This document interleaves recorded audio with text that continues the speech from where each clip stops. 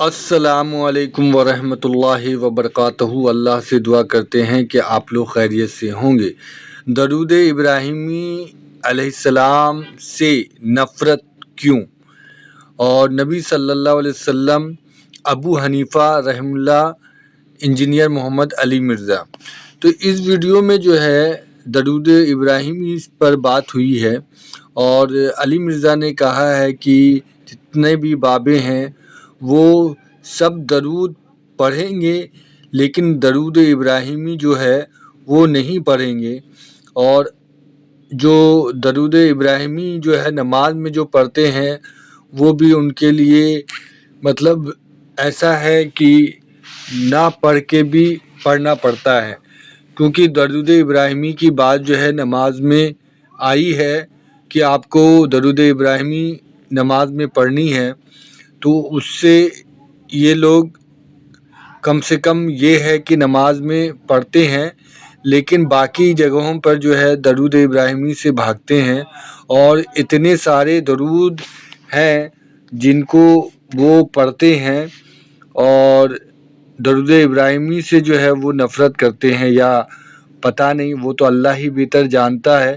اسی پر علی مرزا نے ایسی کچھ باتیں بولی ہے، اور یہ دیکھیے جو درود ابراہیمی کا معاملہ ہے وہ کیا ہے، اور علی مرزا کیا بتانا چاہتے ہیں، کیا بولنا چاہتے ہیں۔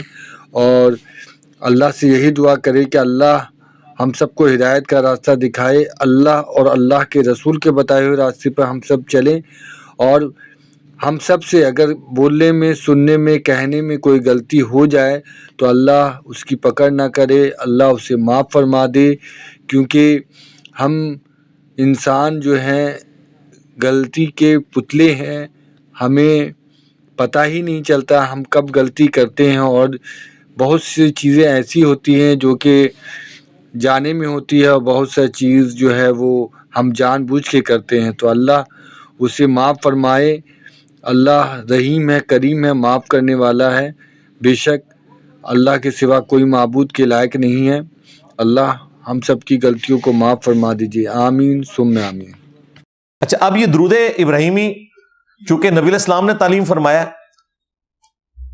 صوفیوں اور بابوں کے ماننے والے لوگ ہمیشہ اس چیز کی مخالفت کریں گے جو نبی علیہ السلام نے تعلیم فرمائی ہے، وہ لے کے چلیں گے اپنے بنائے ہوئے درود، درود تنجینا، درود لکھی، درود ماہی، درود خضری، انہوں نے اپنے جو درود ان کے بابوں نے بتائے ہوئے نا وہ تعلیم کریں گے، درود ابراہیمی سے چڑھیں گے۔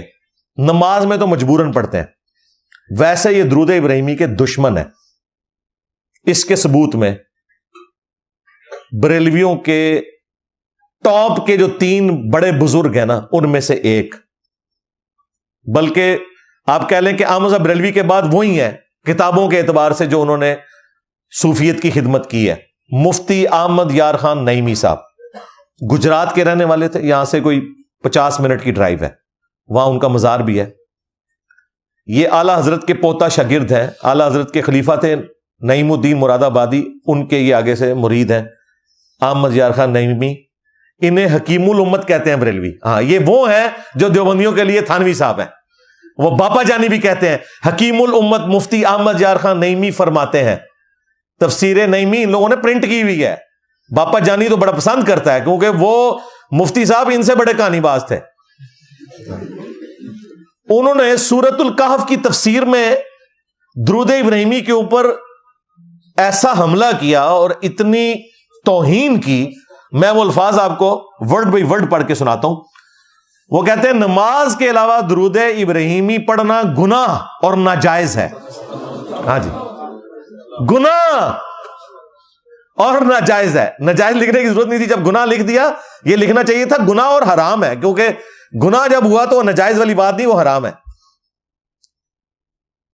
قرآن میں سلام کا حکم ہے، اب وہ دلیل پیش کر رہے ہیں جی، قرآن میں تو ہے کہ درود اور سلام دونوں پڑھو۔ وہ درود ناقص ہے جس میں سلام نہ ہو، وہ کہتے ہیں چونکہ درود ابراہیمی میں سلام نہیں ہے تو یہ ناقص درود ہے۔ نماز کی حد تک تو ٹھیک ہے، نماز میں ہم آلریڈی پڑھ لیتے ہیں السلام علیکہ ایھا النبی، تو اس میں کور ہو جاتا ہے۔ یہ دلیل دے رہے ہیں آگے۔ اصل بات انہوں نے بعد میں کھولی. وہ کہتے ہیں کہ وہابی اور دیوبندی چونکہ سلام کے منکر اور دشمن ہیں، وہ کہتے ہیں وہ سلام نہیں مانتے. وہ کس سلام کی بات کر رہے ہیں؟ مصطفیٰ جان رحمت پہ لاکھوں سلام. ہاں، اگر وہابی اور دیوبندی سلام کے منکر ہوتے تو نماز میں السلام علیکہ ایھا النبی پڑھنا چھوڑ دیتے. ایویں کولو ایک گل بنا لی. وہ درود ابراہیمی پر بہت زور دیتے ہیں اور ان کے دیکھا دیکھی جاہل پیر اپنی حماقت میں درود ابراہیمی لوگوں کو سکھاتے ہیں، مگر حکم قرآنی پر غور نہیں کرتے. پھر وہ کہتے ہیں کہ اگر آپ نے وظیفہ بتانا ہے تو درود خضری بتایا کریں جو نقشبندی بابوں نے سکھایا ہے، صلی اللہ علی حبیبہ محمد و آلہ وسلم. وہ کہتے ہیں آپ یہ درود سکھائیں، درود ابراہیمی نہ سکھائیں. اب دیکھیں یہ سب کچھ جھوٹ لکھا ہوا انہوں نے. اور درود ابراہیمی کو ناقص کہنا، تو یہ کام نبی علیہ السلام خود کر کے جاتے ہیں نا، کہ آپ صحابہ کرام کو کہتے ہیں کہ صرف نماز میں پڑھنا ہے، نماز کے علاوہ تم نے درود نہیں پڑھنا. نبی علیہ السلام نے تو کوئی ایسی بات نہیں کی ہے. بھائی درود اور سلام یہ دونوں انٹرچینجبل ورڈز ہیں. جس طرح ہم اردو میں بولتے ہیں نا حسین و جمیل، انٹرچینجبل ورڈز ہیں. خوش و خرم انٹرچینجبل ورڈز ہیں. درود و سلام انٹرچینجبل ورڈز ہیں. ویسے تو یہ فارسی زبان کا لفظ ہے درود، عربی میں تو الصلاۃ ہے. صلاۃ و سلام یا درود و سلام، صلاۃ کہتے ہیں دعا کرنے کو، نبی علیہ السلام کے حق میں دعائے رحمت کرنا. سلام کیا ہوگا؟ نبی علیہ السلام کے حق میں سلامتی کی دعا کرنا. اب مجھے بتائیں کسی کے حق میں یہ دعا کرنا کہ اللہ کی آپ پر رحمت ہو یا اللہ کی آپ پر سلامتی ہو، اس میں کیا فرق ہے؟ صرف الفاظ کے چناؤ کا فرق ہے. آپ یہ کہہ نہیں سکتے کہ جس نے رحمت نہ بولی اس کا سلام نہیں ہوگا اور جس نے سلام نہ بولا اس کی رحمت نہیں ہوگی. اور سب سے بڑی بات، دنیا میں 99.99% احادیث میں صرف درود الصلاح کا ذکر ہے، سلام کا ذکر نہیں ہے. جو فضائل آئے ہیں، آج میں انشاءاللہ 30 احادیث کور کروں گا، ان میں سے مشکل سے 2 حدیثیں ایسی ہیں جن میں سلام کا ذکر ہے، باقی سب احادیث میں ہے جو درود شریف پڑھے گا اس کے لیے اتنا ثواب ہے.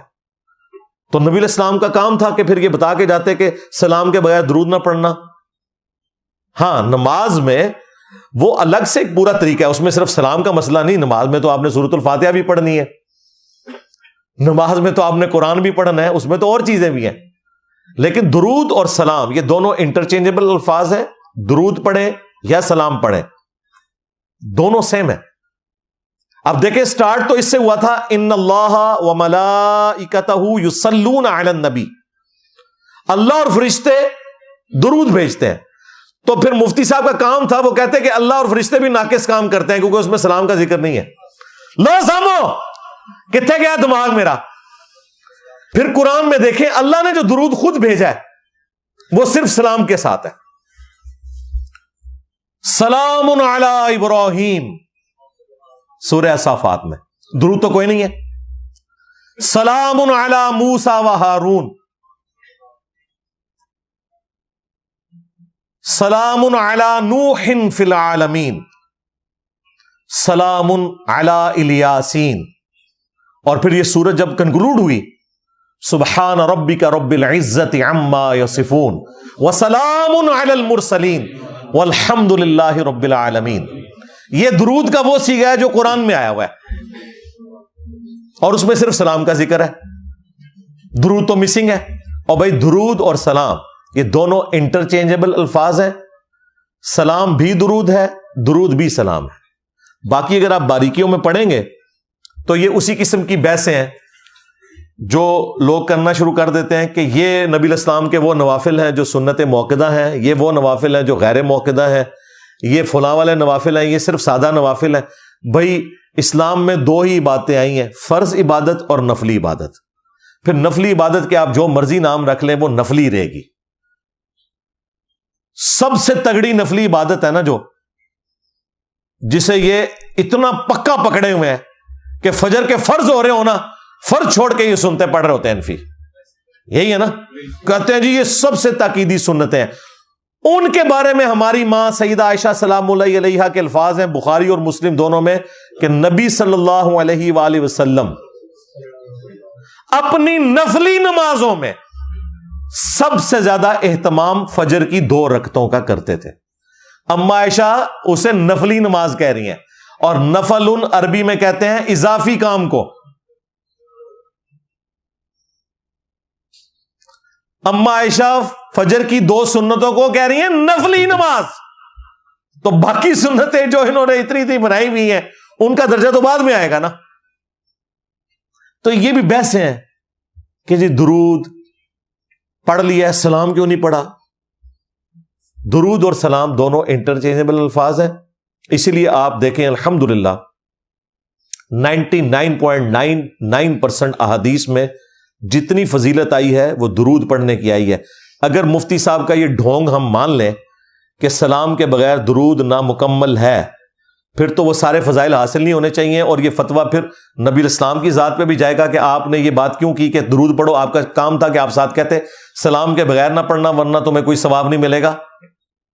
اور اس سے بڑھ کر اللہ پر فتویٰ جائے گا کہ اللہ تو خود اپنے بارے میں کہہ رہا ہے میں درود بھیجتا ہوں, اے ایمان والو درود اور سلام بھیجو. اپنے لیے تو سلام کا ذکر ہی نہیں کیا. تو درود اور سلام انٹرچینجبل الفاظ ہیں. اسی لیے انبیاء کرام کے لیے جب آیا وَسَلَامٌ عَلَى الْمُرْسَلِينَ وَالْحَمْدُ لِلَّهِ رَبِّ الْعَالَمِينَ, تو یہ انبیاء پر درود بھیجنا ہی ہے, ان پر رحمت کی دعا کرنا ہے, سلامتی کی دعا کرنا ہے. اچھا میرے بھائیو, اب یہ جو لوگ چیمپئن بنے ہوئے ہیں نا درود شریف کے, وہ ہمارے مصباحی صاحب بھی کہتے ہیں ہم درود والے ہیں, بارود والے نہیں ہیں. سارا بارود ہی تم لوگوں نے, تمہارے بڑوں نے بھرا ہوا ہے لوگوں کے اندر. تو ان کا اپنا حال یہ ہے کہ ان کی فقہ میں, فقہ حنفی میں, فتاوی عالمگیری آپ کھول کے دیکھ لیں, دیوبند اور بریلویوں کے مشترکہ بابا جی ہیں, ان کے نزدیک نماز میں درود پڑھنا یہ کوئی واجب نہیں ہے. اگر کوئی درود نہ بھی پڑھے تب بھی اس کی نماز مکمل ہے. یہ کہتے ہیں ہم درود والے ہیں, بارود والے نہیں ہیں. اتنا گستاخانہ اور شیطانی بارود ان کے دماغ میں بھرا ہوا ہے کہ یہ کہتے ہیں کہ بغیر درود شریف کے نماز مکمل. اب مجھے بتائیں, تماشا لگایا ہوا ہے, نماز کہہ رہے ہیں بغیر درود کے مکمل ہے, اور اذان کے ساتھ خود سے درود ایڈ کر دیا ہوا ہے, اور وہ بھی اس دن جس دن سپیکر میں اذان دیں. سپیکر کے بغیر ڈائریکٹ اذان ہوتی ہے, کیونکہ وہ تو وہابیوں کو سنانے کے لیے ہے نا. فتاوی عالمگیری میں بھی, بہار شریعت میں بھی موجود ہے کہ اگر کوئی درود شریف نہ بھی پڑھے اس کی نماز مکمل ہے. یہ کوئی واجب نہیں ہمارے نزدیک. اور اس سے بڑی بات جو ان کے گاٹے فٹ ہوتی ہے, ان کے نزدیک اگر کوئی 4 رکعت والی نماز میں, زہر کے آپ 4 رکعتیں پڑھ رہے ہیں, عصر کی پڑھ رہے ہیں, اکثر دیکھتے ہیں کہ امام جو ہے سجدہ سہو کرتا ہے. جب اس سے غلطی ہو جائے, وہ غلطی کیا ہوتی ہے؟ وہ ایک ہی غلطی ہے جس پہ سجدہ سہو کرتے ہیں. اگر پہلے تشہد میں آپ نے غلطی سے بھی درود شریف پڑھ لیا, اللہم صلی علی محمد, ان کے نزدیک آپ کے اوپر سجدہ سہو واجب ہو جائے گا, کیونکہ وہاں درود شریف نہیں پڑھنا تھا. حالانکہ ان ظالموں کو پتہ ہی نہیں ہے. صحیح مسلم میں حدیث موجود ہے, سنن نسائی میں موجود ہے, نبی الاسلام نے پہلے تشہد کے اندر بھی درود شریف پڑھا ہے. آپ پڑھ سکتے ہیں, البتہ یہ جائز ہے. مسند احمد میں حدیث موجود ہے, اگر پہلا تشہد ہے تو آپ عبدہ و رسولہ کے بعد اٹھ بھی سکتے ہیں. میں تو الحمدللہ پڑھتا ہوں ریگولرلی. درود شریف آپ پڑھیں, یہ افضل ہے. ان کے نزدیک اگر آپ نے درود شریف پڑھ لیا, چاہے وہ سنت موقدہ تھی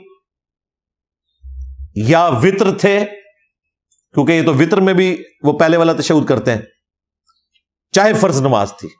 حالانکہ نبی الاسلام کی وطر کی نماز کا ذکر موجود ہے سنن نسائی میں اور مسلم شریف میں کہ آپ علیہ السلام نے درمیان والے تشہد میں بھی درود شریف مکمل پڑھا, دعائیں بھی بلکہ پڑھی, اور پھر آپ آخری رکعت کے لیے کھڑے ہوئے. یہ لوگ یہ کہتے ہیں کہ اگر آپ نے درود شریف پڑھ لیا تو سجدہ صاحب آپ کے اوپر واجب, غلطی سے بھی پڑھ لیا تو. اب انہوں نے اپنے اس فتوے کو بچانے کے لیے ایک خواب گھڑا. ظاہر حدیثیں جب نہ ہو پھر آپ کو خواب گھڑنے چاہیے, حدیث تو پکڑی جائے گی. خواب انہوں نے گھڑا کہ جی ایک دن امام حنیفہ رحمۃ اللہ علیہ کو نبی علیہ السلام کی خواب میں زیارت ہوئی، اور یہ فقہ کی کتابوں میں ساتھ خواب لکھا ہوا ہے، بار شریعت میں اور ان کی فقہ کی کتابوں میں، کیونکہ انہیں پتہ ہے کہ انہوں نے کام بہت بڑا ڈالا ہے، تو یہ نبی علیہ السلام کے ساتھ منسوب ہم کریں گے تو اپنے اس غلط فتوے کو بچا سکتے ہیں۔ وہ کہتے ہیں نبی علیہ السلام نے خواب میں زیارت کروائی امام حنیفہ کو، امام حنیفہ رحمۃ اللہ علیہ نے جب زیارت کی تو رسول اللہ صلی اللہ علیہ وآلہ وسلم ان سے ناراض تھے، انہوں نے کہا کہ تو نے درود پڑھنے والے کے اوپر سجدہ صاحب واجب کروا دیا۔ تو کہتے ہیں امام حنیفہ نے آگے سے جواب دیا کہ یا رسول اللہ، میں نے تو اس شخص کے اوپر سجدہ صاحب واجب کیا ہے جو بھول کے درود پڑھے، جو غافل ہو کر پڑھے۔ تو نبی علیہ السلام اس پر مسکرائے اور آپ نے تحسین فرمائی۔ میں تو سمجھتا ہوں یہ خواب ہی بڑا گستاخانہ ہے۔ ان کے نزدیک نبی علیہ السلام کو کہانی کروا دی امام حنیفہ نے، کہانی کروائی ہے نا۔ اس کی وجہ یہ ہے کہ ان کے نزدیک جو بھول کر درود پڑھے اس پہ سجدہ صاحب واجب ہے، اور جو جان بوجھ کے پڑھے اس کی نماز ہی نہیں ہے، جی مکروہ تحریمی ہے، واجب الیاد ہے، کیونکہ وہ کام جو سجدہ صاحب واجب کرواتے ہیں فقہ حنفی میں لکھا ہے وہ کام اگر آپ جان بوجھ کے کریں نا تو نماز ہی نہیں ہوگی، بھول کر کریں تو سجدہ صاحب سے نماز ہوگی، اور وہی کام جان بوجھ کے کریں تو نماز نہیں ہوگی۔ یعنی امام حنیفہ نے خواب میں بھی 2 نمبری کی۔ اس وقت نبی علیہ السلام کو بتاتے کہ جو بھول کے درود شریف پڑھے اسے میں نے واجب کروایا، اور جو جان بوجھ کے پڑھ لے تو یا رسول اللہ اس کی تو نماز ہی نہیں ہوتی۔ یہ خواب ہی خود بتا رہے کہ میں جھوٹا ہوں، اور یہ تعریف بنا کے پیش کر رہے ہیں جی امام حنیفہ نے نبی علیہ السلام کو خوش کر دیا جواب دے کے، اور تسی بنو نہیں پورے پہ سکتے ہو ہاں، اور تم نبی علیہ السلام کے ساتھ 2 نمبری کرو گے، جھوٹ۔ نہ امام حنیفہ کو پتا کہ انہوں نے کوئی خواب دیکھا، اور نہ نبی علیہ السلام نے کوئی زیارت کروائی۔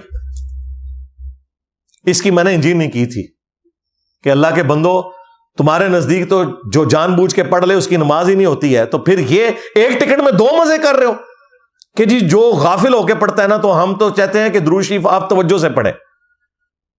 ادھی سٹوری، پوری کہانی یہ ہے کہ جو جان بوجھ کے پڑھ لے اس کی نماز ہی نہیں ہوتی، واجب الیادہ ہے، مکروہ تحریمی ہے۔ ہم درود والے ہیں، بارود والے نہیں، تو آڑا بارود میں پھاڑ دیتا، ناقص بناتا۔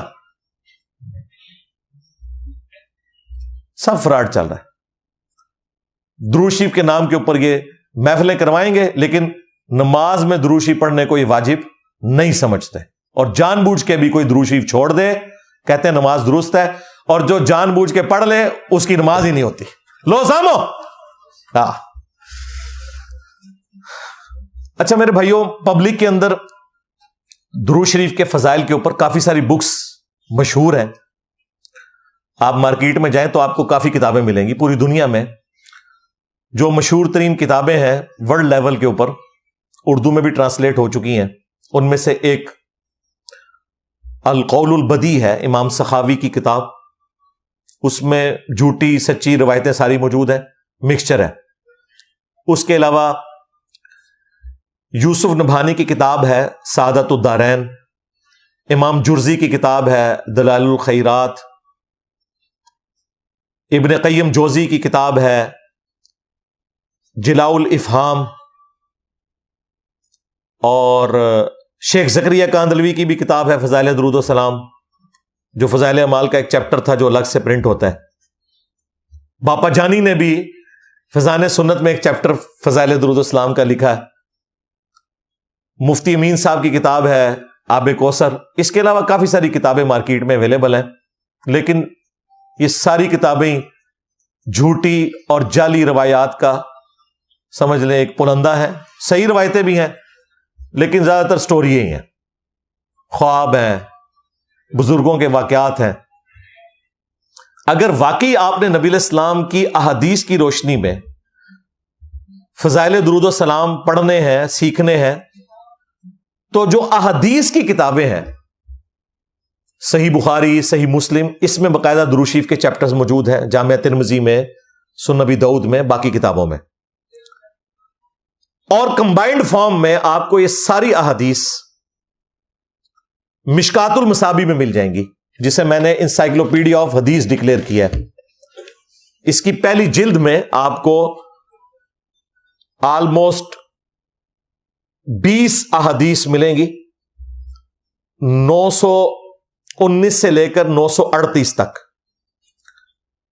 نماز کے چیپٹر میں ہی اینڈ پہ جا کے فضائل درود و اسلام کا چیپٹر ہے، اس میں کمبائنڈ فارم میں آپ کو یہ ساری احادیث مل جائیں گی، اس میں صحیح ضعیف کے حکم بھی لگے ہوئے ہیں۔ اور اس سے بھی بڑھ کر اسپیشلی جو کتاب لکھی گئی ایک فضائل درود السلام کے اوپر، وہ امام بخاری امام مسلم کے ہم اثر ایک بہت بڑے محدث ہیں، قاضی اسماعیل بن اسحاق رحمہ اللہ تعالی المتوفى 282، جو جسٹس بھی تھے، بہت بڑے محدث بھی تھے، اور یہ 30 صدی ہجری میں ہی ہوئے ہیں جس زمانے میں امام بخاری امام مسلم ہیں۔ انہوں نے 107 احادیث اور آثار کا مجموعہ جمع کیا، فضل الصلاۃ علی النبی، نبی صلی اللہ علیہ وآلہ وسلم پر درود پڑھنے کے فضائل۔ یہ عربی میں انہوں نے کتاب لکھی تھی، اردو زبان میں نہیں آئی تھی، عربی میں اس کے اوپر تحکیم بھی لگائی شیخ ناصر الدین البانی نے، اور اردو زبان میں یہ پرنٹ نہیں ہوئی تھی۔ جب میرا انٹرویو ریکارڈ ہوا شیخ زبیر علی رحمہ اللہ کے ساتھ 17 جون 2009 کو، تو 100 کوسچنز میں نے ان سے ریکویسٹ کی تھی کہ آپ فضل الصلاۃ علی النبی کی جو کتاب ہے قاضی اسماعیل کی، اس کا ترجمہ اور اس کے اوپر تحکیم کریں۔ وہ چھوٹی سی ایک کتاب ہے۔ میں نے سر آپ کو مشورہ دیا تھا کہ دروشی پہ کتاب لکھیں، ہونا چاہیے، موقع ہی نہیں ملا جو یا فضل الصلاۃ علی النبی جو ہے اس کی ہی کم از کم تقریر البانی یہ صاحب چھوٹی سی یہ کتاب، یہ چھوٹی سی کتاب 107 حدیث ہیں اس میں۔ ہاں جی، اچھا ان میں آثار بھی ہیں۔ صحیح ہے۔ تو شیخ صاحب نے کہا میں مصروف بہت زیادہ ہوں، اس وقت وہ مشکات کے اوپر کام کر رہے تھے، 7 سال لگائے انہوں نے مشکات کے اوپر۔ اللہ کا شکر ہے انہوں نے میری ریکویسٹ مانی اور اپنی وفات سے پہلے اس کے اوپر کام کیا، وہ پرنٹ بھی ہو گئی، اور آج مارکیٹ میں وہ کتاب آ چکی ہے کئی سالوں سے۔ میں نے کئی ویڈیوز میں اس کتاب کا تعارف کروایا فضائل درود السلام کے نام سے۔ پہلے اس کا جو ٹائٹل پیج تھا وہ آسمانی بلو کلر تھا، لائٹ بلو کلر، اب یہ ڈارک براؤن، اور نیچے سے یہ اب یہ ٹائٹل چینج ہو چکا ہوا ہے، اس کا کتاب وہی ہے۔ اس کا PDF ہماری ویب سائٹ ahlsunnatpak.com پہ رکھا ہوا ہے۔ اس کا فرنٹ پیج ذرا ڈفرنٹ ہوگا تو یہ نہیں سمجھنا کوئی اور کتاب ہے، وہ یہی کتاب ہے، لیکن یہ اس کا لیٹسٹ ورژن ہے۔ اور ورژن اس اعتبار سے کہ اس میں ایک جگہ ایک غلطی تھی جو میں نے ہائی لائٹ کی، اور وہ پھر میں نے ان کو کہا کہ اب آپ غلطی ٹھیک کر رہے ہیں تو اس کا ٹائٹل بھی بدل دیں۔ پھر ٹائٹل بھی انہوں نے بدلا، اس کا ٹائٹل پیج، اور وہ غلطی بھی صحیح کر لی۔ وہ ایک حدیث تھی سنن ابی داؤد کی جس کو شیخ زبیر صاحب پہلے ضعیف کہتے تھے، بعد میں انہوں نے رجوع کیا، بلکہ مجھے فون پہ خود بتایا 2011 میں انہوں نے، اپنی وفات سے 2 سال پہلے، کہ وہ حدیث میرے نزدیک بھی اب درست ہے۔ ویسے تو سارے محدثین اسے صحیح مانتے تھے۔ وہ ابو داؤد میں حدیث ہے کہ جو میری قبر پہ آ کے سلام عرض کرے گا، اللہ تعالیٰ میری روح لوٹا دے گا، میں اس کے سلام کا جواب بھی دوں گا۔ یہ حدیث پہلے شیخ زبیر صاحب اسے ضعیف کہتے تھے، لیکن بعد میں انہوں نے اس سے رجوع کیا، لیکن یہ کتاب پہلے پرنٹ ہو چکی تھی، اس میں انہوں نے ضعیف ہی لکھا تھا، تو وہ پھر میں نے ایڈ کروایا، وہ آپ کو مقدمے میں شروع میں مل جائے گا۔ انہوں نے اس پہ رجوع، ان کے اسٹوڈنٹ نے پھر ایڈ کیا، میں نے آنر سے بات کی چونکہ شیخ صاحب تو فوت ہو چکے تھے۔ البتہ مشکات میں جب یہ حدیث آتی ہے فضائل درود السلام والے چیپٹر میں، تو وہاں پہ اس کے اوپر صحت کا حکم لگا ہوا ہے، اس میں نہیں لگا ہوا تھا، تو یہ پھر میں نے ٹھیک کروایا۔ اور یہ میرے لیے ایک صدقہ جاریہ ہے۔ اس کتاب کی تحکیم ترجمہ یہ میری ریکویسٹ کے اوپر شیخ زبیر صاحب نے کیا، مکتبہ اسلامیہ نے اسے پرنٹ کیا، اور اس کی پروف ریڈنگ بھی میں نے کی۔ اور میں آپ کو بڑی حیران کن بات بتاؤں، اہل حدیث بیچارے جتنی بھی کوشش کر لیں، ان کا دماغ ایک خاص جگہ سے آگے نہیں جاتا۔ اس میں ایک اتنا بڑا بلنڈر تھا، اگر وہ کتاب پرنٹ ہو جاتی نا تو شیخ صاحب کے اوپر گستاخی کا فتویٰ لگ جانا تھا۔ شکر ہے میں نے اس کی پروف ریڈنگ کی اس وقت۔ اس میں ایک 99 نمبر کے اوپر حدیث ہے جو اور کتابوں میں بھی ہے، وہ میں آج بیان بھی کروں گا، قبر رسول کی حاضری سے متعلق، کہ آپ نے پڑھنا ہے السلام علیکہ یا رسول اللہ، السلام علیکہ یا ابا بکر، السلام علیکہ یا عمر۔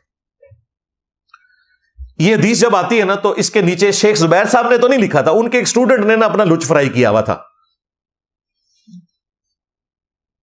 اور شیخ زبیر صاحب سے میں نے پوچھا یہ آپ نے کیا لکھا؟ ان کا میں نے نہیں لکھا، میں نے تو ان کو کچھ اور لکھ کے دیا تھا، انہوں نے خود ہی بیچ میں ڈال دیا۔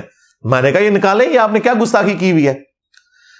اب یا رسول اللہ سے چڑھنے کی کیا ضرورت ہے یار؟ نماز میں یا رسول اللہ موجود ہے، السلام علیکم ایھا النبی، اور بخاری مسلم میں الفاظ ہیں جب تم پڑھو گے اللہ پہنچا دے گا یار۔ اس سے کوئی حاضر و ناظر نہیں ثابت ہوتا۔ ان کو فوراً فکر پڑ جاتی ہے کہ بریلویوں کے حق میں چلی جائے گی بات، اور یہی وجہ ہے کہ ذلیل ہوتے ہیں بریلویوں کے ہاتھوں۔ یہ پھر انہوں نے جھوٹ مشہور کر دیا یہ شب معراج کی گفتگو ہے، بالکل کوئی شب معراج کی گفتگو نہیں ہے۔ بخاری مسلم سے میں نے ثابت کیا، یہ نبی علیہ السلام نے خود تعلیم فرمایا قرآن کی طرح۔ تو وہ انہوں نے نیچے لکھا کہ جی یہ جو صحابہ کرام کہتے تھے نا یا رسول اللہ، تو یہ اسی طریقے سے ہے، نعوذ باللہ نعوذ باللہ۔ وہ کہتے ہیں جس طرح بخاری مسلم میں آتا ہے کہ حضرت عمر نے حجر اسود کو کہا تھا، حجر اسود تو ایک پتھر ہی تو ہے، نہ کسی کو نفع دے سکتا ہے نہ نقصان، اگر نبی علیہ السلام نہ تجھے چومتے تو میں نہ چومتا۔ تو جس طرح حضرت عمر نے حجر اسود کو یا کہہ کے پکارا تھا نا، اسی طرح صحابہ کرام بھی نبی علیہ السلام کو یا کہہ کے پکارتے تھے۔ وہ میں نے کہا ظالموں، نبی علیہ السلام اپنی قبر مبارک میں آخرت کی زندگی کے ساتھ زندہ ہے، ان کو یا رسول اللہ کہنا اور حجر اسود کو یا کہہ کے مخاطب کرنا یہ ایک ہے؟ وہ تو ایک مردہ پتھر ہے، باقی جو اس کے روحانی معاملات ہیں وہ اپنی جگہ ہے، لیکن وہ پتھر ہے۔ یہاں پہ اللہ کے نبی کی بات ہو رہی ہے۔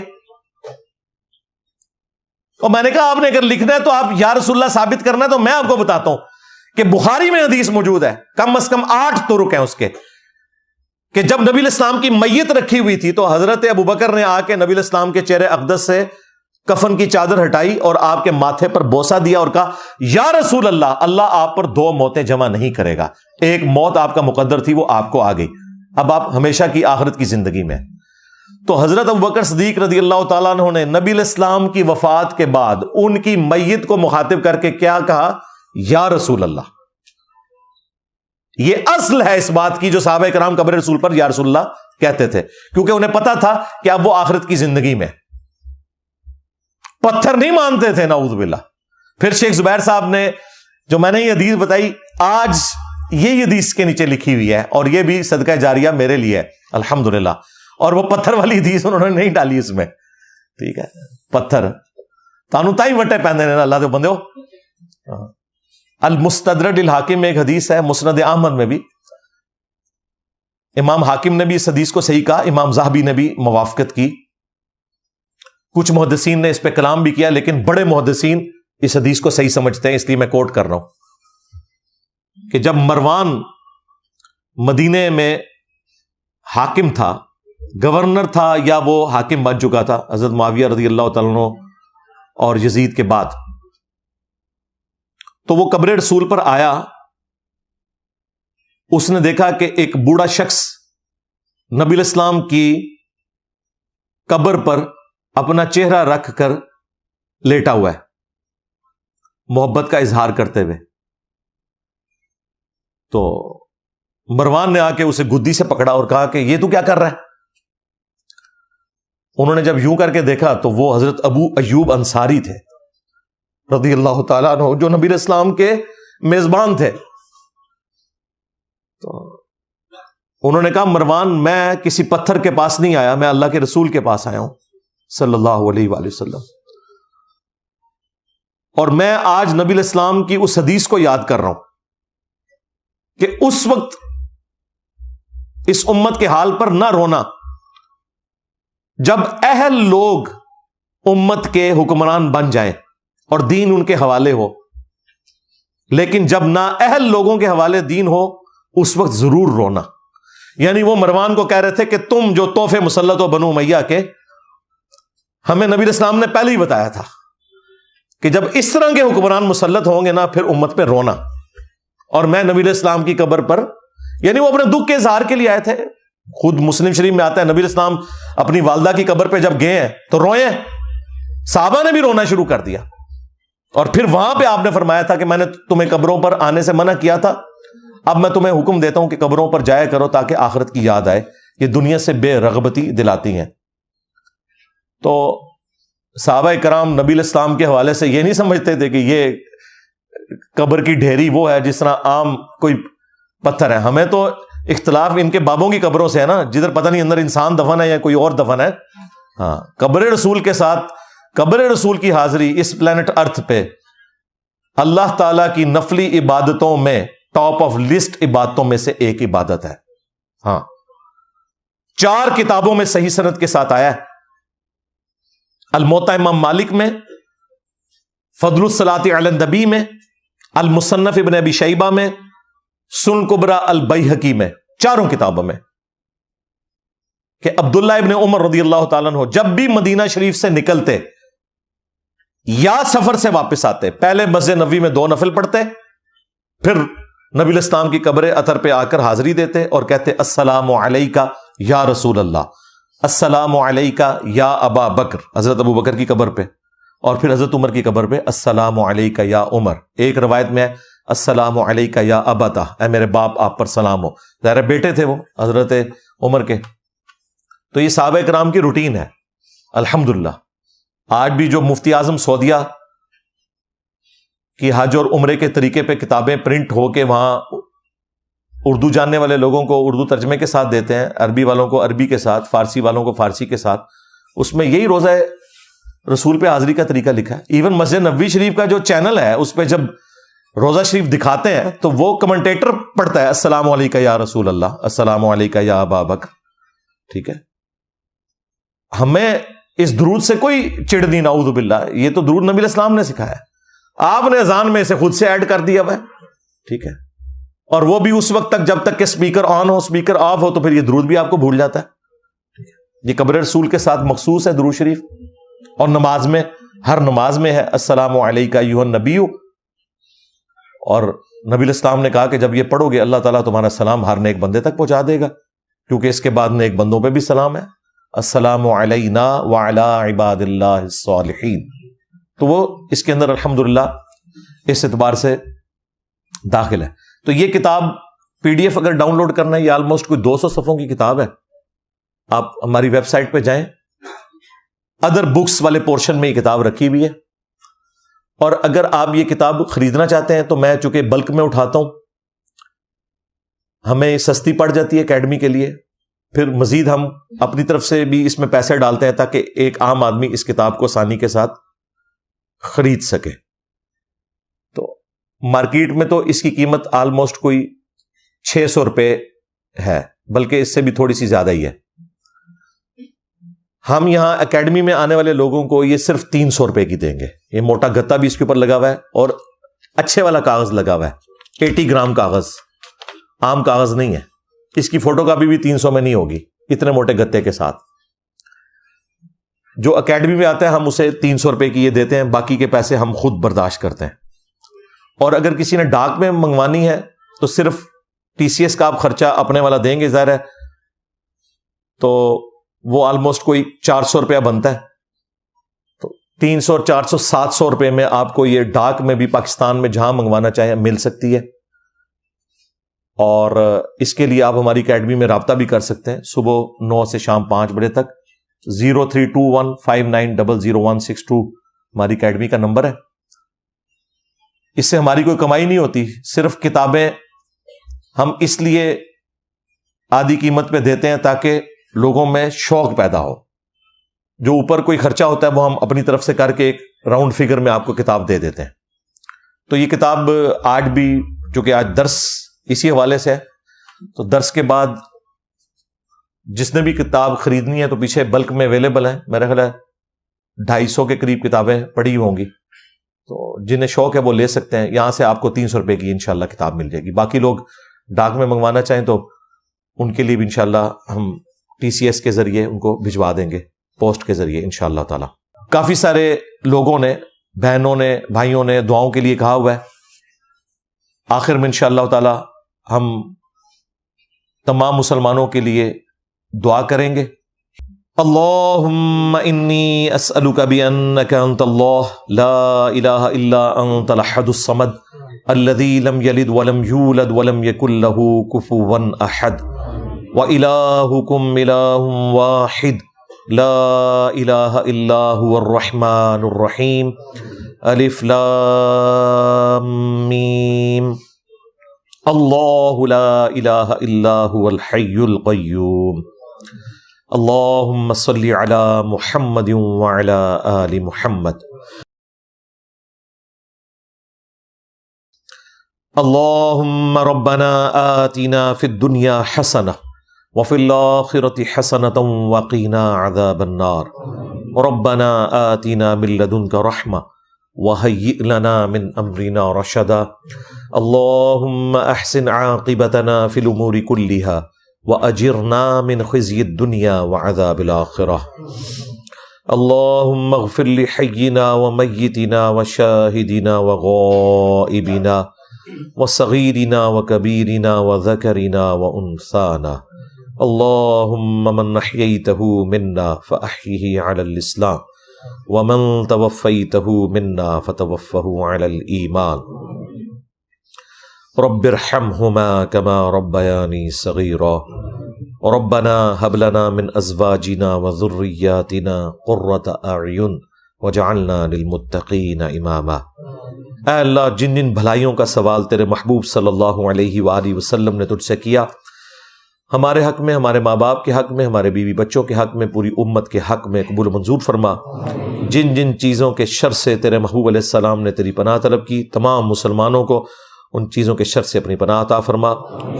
بالخصوص فلسطین کے مسلمان، کشمیر کے مسلمان، چائنا کے مسلمان، عراق کے مسلمان، شام میں، افغانستان میں، یمن میں، پاکستان میں، جہاں کہیں کسب پرسی کی زندگی گزار رہے ہیں، اے اللہ ان کی عزت، آبرو، جان و مال کی حفاظت فرما. اے اللہ حاضرین کے دلوں میں جو جو نیک اور جائز دعائیں ہیں قبول فرما. حاضرین کے جو چھوٹے بڑے رشتہ دار فوت ہو چکے مغفرت فرما. جو بیمار ہیں انہیں شفا عطا فرما.